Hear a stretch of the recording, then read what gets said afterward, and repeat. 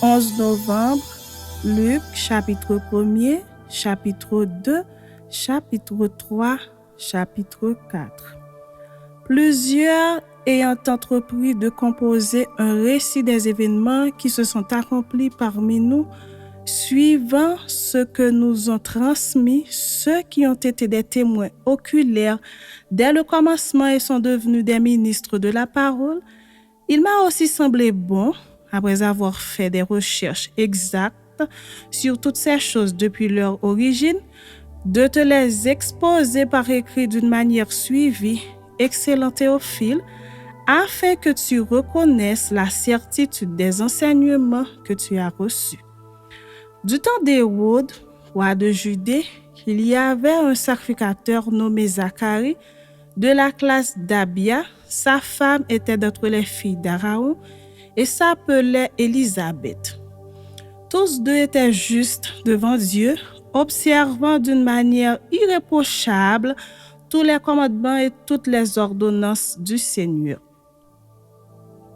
Ils n'avaient point d'enfants parce qu'Élisabeth était stérile, et ils étaient l'un et l'autre avancés en âge. Or, pendant qu'il s'acquittait de ses fonctions devant Dieu, selon le tour de sa classe, il fut appelé par le sort, d'après la règle du sacerdoce, à entrer dans le temple du Seigneur pour offrir le parfum. Toute la multitude du peuple était dehors en prière à l'heure du parfum. Alors un ange du Seigneur apparut à Zacharie et se tint debout à droite de l'autel des parfums. Zacharie fut troublé en le voyant et la frayeur s'empara de lui. Mais l'ange lui dit, « Ne crains point, Zacharie, car ta prière a été exaucée. Ta femme, Élisabeth, t'enfantera un fils et tu lui donneras le nom de Jean. Il sera pour toi un sujet de joie et d'allégresse et plusieurs se réjouiront de sa naissance. Car il sera grand devant le Seigneur.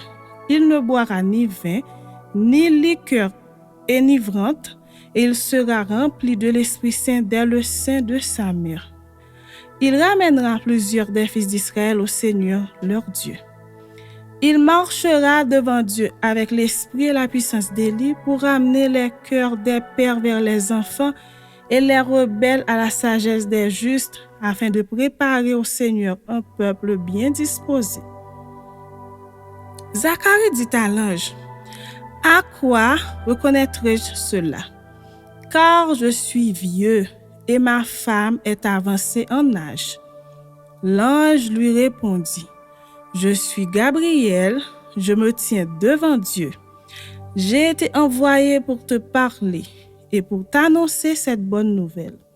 Et voici, tu seras muet et tu ne pourras parler jusqu'au jour où ces choses arriveront parce que tu n'as pas cru à mes paroles qui s'accompliront en leur temps. » Cependant, le peuple attendait Zacharie, s'étonnant de ce qu'il restait si longtemps dans le temple.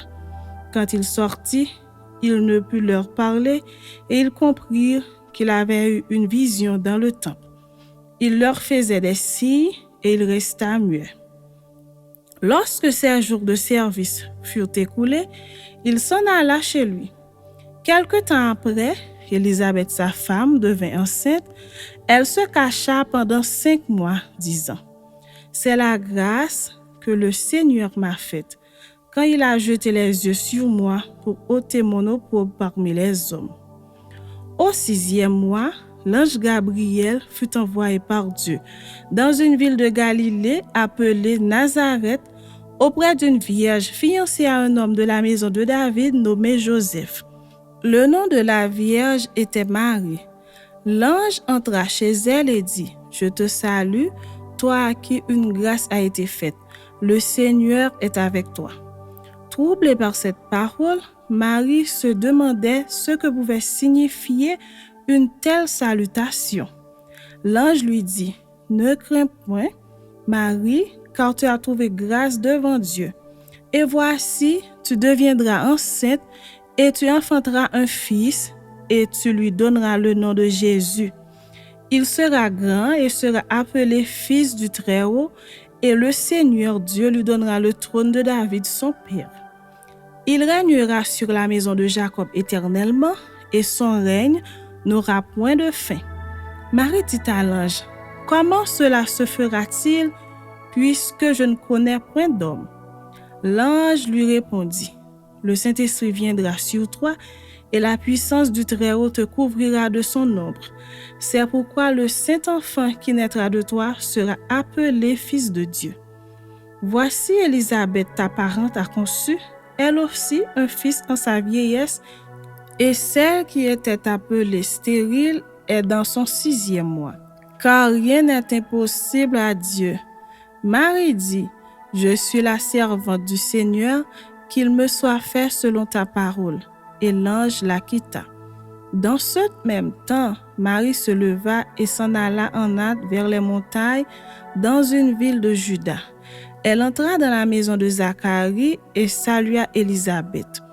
Dès qu'Élisabeth entendit la salutation de Marie, son enfant tressaillit dans son sein et elle fut remplie du Saint-Esprit. Elle s'écria d'une voix forte, « Tu es bénie entre les femmes, et le fruit de ton sein est béni. Comment m'est-il accordé que la mère de mon Seigneur vienne auprès de moi? Car voici, aussitôt que la voix de ta salutation a frappé mon oreille, l'enfant a tressailli d'allégresse dans mon sein. Heureuse celle qui a cru, parce que les choses qui lui ont été dites de la part du Seigneur auront leur accomplissement. » Et Marie dit, « Mon âme exalte le Seigneur, et mon esprit se réjouit en Dieu mon Sauveur, parce qu'il a jeté les yeux sur la bassesse de sa servante. Car voici, désormais toutes les générations me diront bienheureuse, parce que le Tout-Puissant a fait pour moi de grandes choses. Son nom est saint et sa miséricorde s'étend d'âge en âge sur ceux qui le craignent. Il a déployé la force de son bras, il a dispersé ceux qui avaient dans le cœur des pensées orgueilleuses, il a renversé les puissants de leur trône et il a élevé les humbles. Il a rassasié de biens les affamés et il a renvoyé les riches avides. Il a secouru Israël, son serviteur, et il s'est souvenu de sa miséricorde. Comme il l'avait dit à nos pères, envers Abraham et sa postérité pour toujours, Marie demeura avec Élisabeth environ 3 mois, puis elle retourna chez elle. Le temps où Élisabeth devait accoucher arriva et elle enfanta un fils. Ses voisins et ses parents apprirent que le Seigneur avait fait éclater envers elle sa miséricorde et ils se réjouirent avec elle. Le 8e jour, ils vinrent pour circoncire l'enfant et ils l'appelaient Zacharie du nom de son père. Mais sa mère prit la parole et dit, « Non, il sera appelé Jean. » Ils lui dirent, « Il n'y a dans ta parenté personne qui soit appelé de ce nom. » Et ils firent des signes à son père pour savoir comment il voulait qu'on l'appelle. Zacharie demanda des tablettes et il écrivit, « Jean est son nom. » Et tous furent dans l'étonnement. Au même instant, sa bouche s'ouvrit, sa langue se délia, et il parlait, bénissant Dieu. La crainte s'empara de tous les habitants d'alentour, et dans toutes les montagnes de la Judée, on s'entretenait de toutes ces choses. Tous ceux qui les apprirent les gardèrent dans leur cœur en disant, « Que sera donc cet enfant ?» Et la main du Seigneur était avec lui. Zacharie, son père, fut rempli du Saint-Esprit et il prophétisa en ces mots. Béni soit le Seigneur, le Dieu d'Israël, de ce qu'il a visité et racheté son peuple, et nous a suscité un puissant sauveur dans la maison de David, son serviteur, comme il l'avait annoncé par la bouche de ses saints prophètes des temps anciens. Un sauveur qui nous délivre de nos ennemis et de la main de tous ceux qui nous haïssent. C'est ainsi qu'il manifeste sa miséricorde envers nos pères et se souvient de sa sainte alliance, selon le serment par lequel il avait juré à Abraham notre père de nous permettre, après que nous serions délivrés de la main de nos ennemis, de le servir sans crainte, en marchant devant lui dans la sainteté et dans la justice tous les jours de notre vie. Et toi, petit enfant, tu seras appelé prophète du Très-Haut, car tu marcheras devant la face du Seigneur pour préparer ses voies, afin de donner à son peuple la connaissance du salut par le pardon de ses péchés, grâce aux entrailles de la miséricorde de notre Dieu, en vertu de laquelle le soleil levant nous a visités d'en haut, pour éclairer ceux qui sont assis dans les ténèbres et dans l'ombre de la mort, pour diriger nos pas dans le chemin de la paix. Or, l'enfant croissait et se fortifiait en esprit, et il demeura dans les déserts jusqu'au jour où il se présenta devant Israël. Chapitre 2.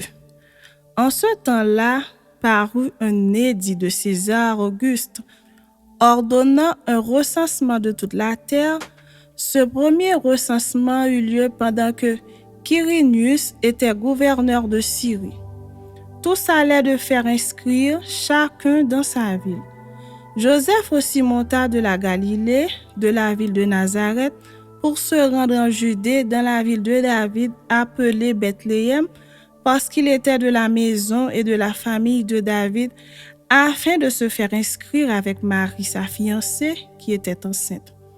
Pendant qu'ils étaient là, le temps où Marie devait accoucher arriva, et elle enfanta son fils premier-né, elle l'emmaillota et le coucha dans une crèche, parce qu'il n'y avait pas de place pour eux dans l'hôtellerie. Il y avait dans cette même contrée des bergers qui passaient dans les champs les veilles de la nuit pour garder leurs troupeaux. Et voici un ange du Seigneur leur apparut, et la gloire du Seigneur resplendit autour d'eux. Ils furent saisis d'une grande frayeur. Mais l'ange leur dit, « Ne craignez point, car je vous annonce une bonne nouvelle qui sera pour tout le peuple le sujet d'une grande joie. C'est qu'aujourd'hui, dans la ville de David, il vous est né un sauveur qui est le Christ, le Seigneur. Et voici à quel signe vous le reconnaîtrez. Vous trouverez un enfant emmailloté et couché dans une crèche. » Et soudain, il se joignit à l'ange une multitude de l'armée céleste, louant Dieu et disant, « Gloire à Dieu dans les lieux très hauts, et paix sur la terre parmi les hommes qu'il a créés. » Lorsque les anges les eurent quittés pour retourner au ciel, les bergers se dirent les uns aux autres, « Allons jusqu'à Bethléem et voyons ce qui est arrivé, ce que le Seigneur nous a fait connaître. » Ils y allèrent en hâte et ils trouvèrent Marie et Joseph et le petit enfant couché dans la crèche. Après l'avoir vu, ils racontèrent ce qui leur avait été dit au sujet de ce petit enfant. Tous ceux qui les entendirent furent dans l'étonnement de ce que leur disaient les bergers. Marie gardait toutes ces choses et les repassait dans son cœur. Et les bergers s'en retournèrent, glorifiant et louant Dieu pour tout ce qu'ils avaient entendu et vu, et qui était conforme à ce qui leur avait été annoncé. Le 8e jour, auquel l'enfant devait être circoncis, étant arrivé, on lui donna le nom de Jésus, nom qu'avait indiqué l'ange avant qu'il fût conçu dans le sein de sa mère. Et quand les jours de leur purification furent accomplis, selon la loi de Moïse, Joseph et Marie le portèrent à Jérusalem pour le présenter au Seigneur. Suivant ce qui est écrit dans la loi du Seigneur, tout mâle premier-né sera consacré au Seigneur. Et pour offrir un sacrifice, 2 tourterelles ou 2 jeunes pigeons, comme cela est prescrit dans la loi du Seigneur. Et voici, il y avait à Jérusalem un homme appelé Siméon. Cet homme était juste et pieux, il attendait la consolation d'Israël et l'Esprit Saint était sur lui. Il avait été divinement averti par le Saint-Esprit qu'il ne mourrait point avant d'avoir vu le Christ du Seigneur. Il vint au temple, poussé par l'Esprit, et comme les parents apportaient le petit enfant Jésus pour accomplir à son égard ce qu'ordonnait la loi, il le reçut dans ses bras, bénit Dieu et dit, « Maintenant, Seigneur, tu laisses ton serviteur s'en aller en paix selon ta parole. car mes yeux ont vu ton salut, salut que tu as préparé devant tous les peuples, lumière pour éclairer les nations et gloire d'Israël, ton peuple. Son père et sa mère étaient dans l'admiration des choses qu'on disait de lui. Siméon les bénit et dit à Marie sa mère, « Voici, cet enfant est destiné à amener la chute et le relèvement de plusieurs en Israël et à devenir un signe qui provoquera la contradiction. Et à toi-même, une épée te transpercera l'âme afin que les pensées de beaucoup de cœurs soient dévoilées. » Il y avait aussi une prophétesse, Anne, fille de Phanuel de la tribu d'Aser. Elle était fort avancée en âge et elle avait vécu 7 ans avec son mari depuis sa virginité. Restée veuve et âgée de 84 ans, elle ne quittait pas le temple et elle servait Dieu nuit et jour dans le jeûne et dans la prière. Étant survenue, elle aussi, à cette même heure, elle louait Dieu et elle parlait de Jésus à tous ceux qui attendaient la délivrance de Jérusalem. Lorsqu'ils eurent accompli tout ce qu'ordonnait la loi du Seigneur, Joseph et Marie retournèrent en Galilée, à Nazareth, leur ville. Or l'enfant croissait et se fortifiait. Il était rempli de sagesse et la grâce de Dieu était sur lui. Les parents de Jésus allaient chaque année à Jérusalem à la fête de Pâques. Lorsqu'il fut âgé de 12 ans, ils y montèrent selon la coutume de la fête. Puis, quand les jours furent écoulés et qu'ils s'en retournèrent, l'enfant Jésus resta à Jérusalem. Son père et sa mère ne s'en aperçurent pas. Croyant qu'il était avec leurs compagnons de voyage, ils firent une journée de chemin et le cherchèrent parmi leurs parents et leurs connaissances. Mais, ne l'ayant pas trouvé, ils retournèrent à Jérusalem pour le chercher. Au bout de 3 jours, ils le trouvèrent dans le temple, assis au milieu des docteurs, les écoutant et les interrogeant. Tous ceux qui l'entendaient étaient frappés de son intelligence et de ses réponses. Quand ses parents le virent, ils furent saisis d'étonnement et sa mère lui dit, « Mon enfant, pourquoi as-tu agi de la sorte avec nous? Voici ton père et moi, nous te cherchions avec angoisse. » Il leur dit, « Pourquoi me cherchiez-vous? Ne saviez-vous pas qu'il faut que je m'occupe des affaires de mon père? » Mais ils ne comprirent pas ce qu'il leur disait. Puis il descendit avec eux pour aller à Nazareth et il leur était soumis. Sa mère gardait toutes ces choses dans son cœur. Et Jésus croissait en sagesse, en stature et en grâce devant Dieu et devant les hommes. Chapitre 3. La 15e année du règne de Tibère César, lorsque Ponce Pilate était gouverneur de la Judée, Hérode tétrarque de la Galilée, son frère Philippe tétrarque de l'Ithurée et du territoire de la Trachonite, Lysanias tétrarque de l'Albilène, et du temps des souverains sacrificateurs Anne et Caïphe, la parole de Dieu fut adressée à Jean, fils de Zacharie, dans le désert. Et il alla dans tout le pays des environs de Jourdain, prêchant le baptême de repentance pour la rémission des péchés, selon ce qui est écrit dans le livre des paroles d'Ésaïe le prophète. C'est la voix de celui qui crie dans le désert, préparez le chemin du Seigneur, aplanissez ses sentiers. Toute vallée sera comblée, toute montagne ou toute colline seront abaissées. Ce qui est tortueux sera redressé et les chemins raboteux seront aplanis. Et toute chair verra le salut de Dieu. Il disait donc à ceux qui venaient en foule pour être baptisés par lui, « Race de vipères, qui vous a appris à fuir la colère à venir? Produisez donc des fruits dignes de la repentance et ne vous mettez pas à dire en vous-même, « Nous avons Abraham pour père », car je vous déclare que de ces pierres, Dieu peut susciter des enfants à Abraham. Déjà même la cognée est mise à la racine des arbres. Tout arbre donc qui ne produit pas de bons fruits sera coupé et jeté au feu. La foule l'interrogeait disant, « Que devons-nous donc faire ?» Il leur répondit, « Que celui qui a 2 tuniques partage avec celui qui n'en a point, et que celui qui a de quoi manger agisse de même. » Il vint aussi des publicains pour être baptisés, et ils lui dirent, « Maître, que devons-nous faire ?» Il leur répondit, « N'exigez rien au-delà de ce qui vous a été ordonné. » Des soldats aussi lui demandèrent, « Et nous, que devons-nous faire ?»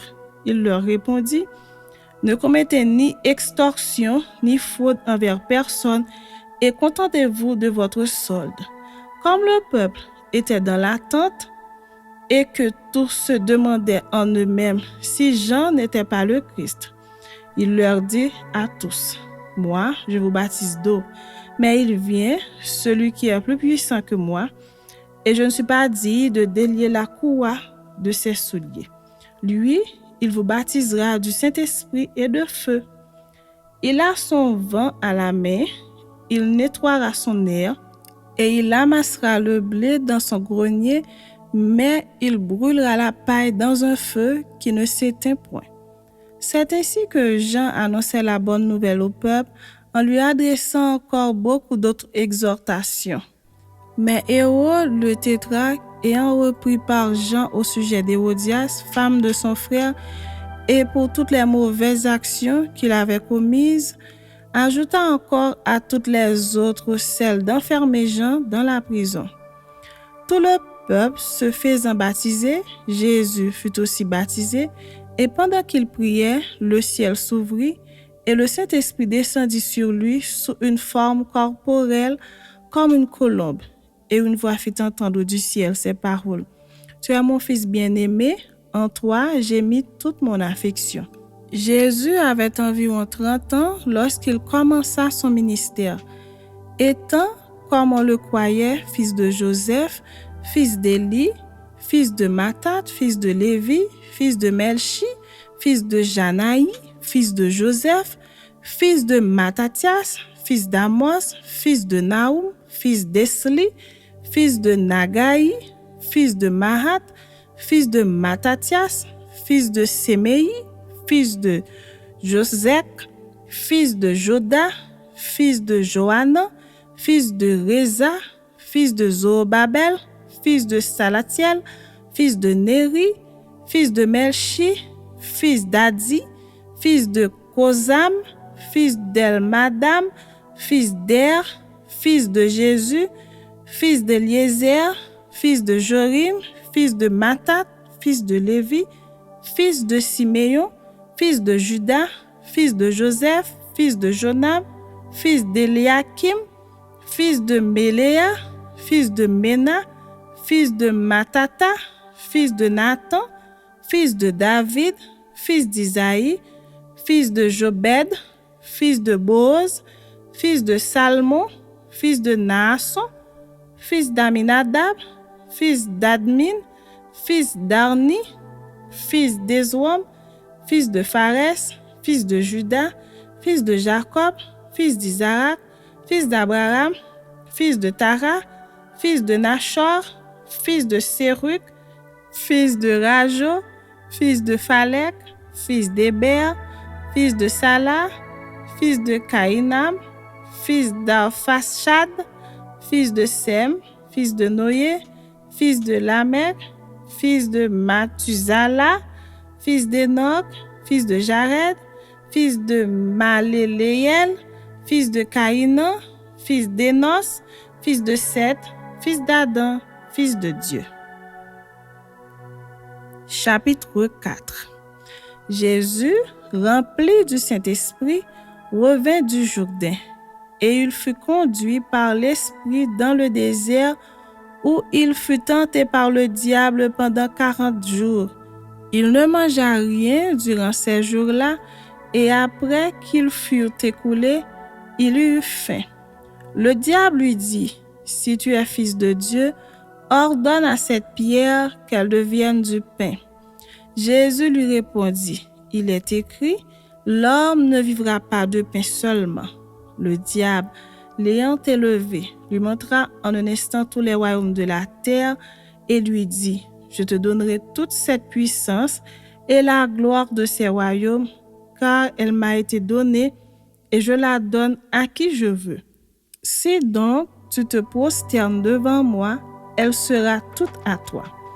Jésus lui répondit, il est écrit, tu adoreras le Seigneur ton Dieu et tu le serviras lui seul.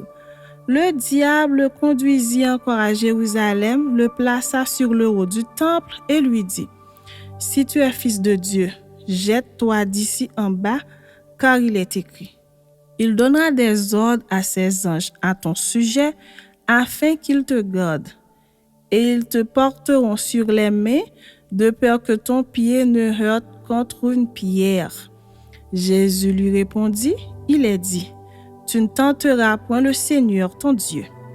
Après l'avoir tenté de toutes ses manières, le diable s'éloigna de lui jusqu'à un moment favorable. Jésus, revêtu de la puissance de l'Esprit, retourna en Galilée et sa renommée se répandit dans tout le pays d'alentour. Il enseignait dans les synagogues et il était glorifié par tous. Il se rendit à Nazareth où il avait été élevé et selon sa coutume, il entra dans la synagogue le jour du sabbat. Il se leva pour faire la lecture et on lui remit le livre du prophète Ésaïe.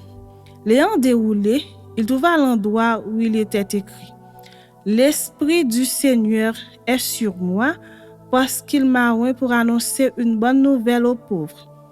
Il m'a envoyé pour guérir ceux qui ont le cœur brisé, pour proclamer aux captifs la délivrance et aux aveugles le recouvrement de la vue, pour envoyer libres les opprimés, pour publier une année de grâce du Seigneur. » Ensuite, il ouvra le livre, le remit aux serviteurs et s'assit. Tous ceux qui se trouvaient dans la synagogue avaient les regards fixés sur lui.